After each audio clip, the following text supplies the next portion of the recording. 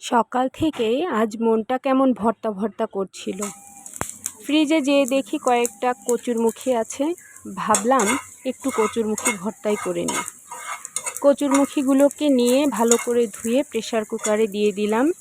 সুন্দর করে সেদ্ধ করে চুলোতে একটা প্যান বসিয়ে দিলাম। হালকা একটু তেল দিয়ে কিছু শুকনো মরিচ সতে করে নিলাম। তারপর চমৎকার করে কুচি করে পেঁয়াজগুলোকে কুচিয়ে নিলাম। একটা মাটির প্লেটে সবগুলোকে নিয়ে সুন্দর করে একসাথে মাখতে থাকলাম। শুকনো মরিচটা যখন ডলে ডলে মাখছিলাম, কি যে সুন্দর একটা ঘ্রাণ আসছিল। ভাজা শুকনো মরিচের ঘ্রাণ চারিদিকে মৌ মৌ করছিল। মাখছিলাম তখনই জিভে পানি চলে আসছিল। খেতে না কতটা সুস্বাদু হবে। পেঁয়াজগুলোকে চমৎকার করে ডলে ডলে মিশিয়ে নিচ্ছিলাম। ভর্তা যত সুন্দর করে মাখা যায় ততই বেশি খেতে সুস্বাদু হয়। দেখুন তো আপনারা কারা কারা এত সুন্দর করে কচুরমুখী ভর্তা করে খান বাসাতে।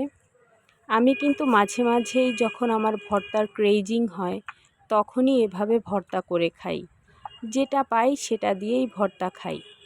যাই হোক, তারপর পরিমাণ মতো একটু সরিষার তেল নিয়ে নিলাম। যতটুকু তেল দরকার ঠিক ততটুকু পরিমাণ মতোই আপনারাও নিয়ে নেবেন। পরিমাণ মতো তেল, লবণ এবং শুকনো মরিচ দিয়ে ভর্তাটাকে সুন্দর করে মাখতে থাকলাম।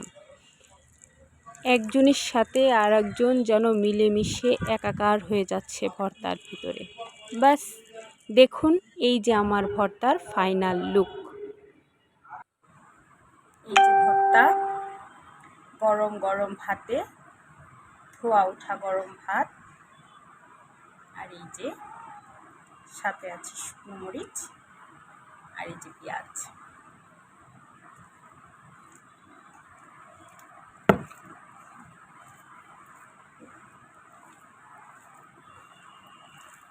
ভর্তার বাইট সবসময় একটু বড় হলেই আমার কাছে মজা লাগে।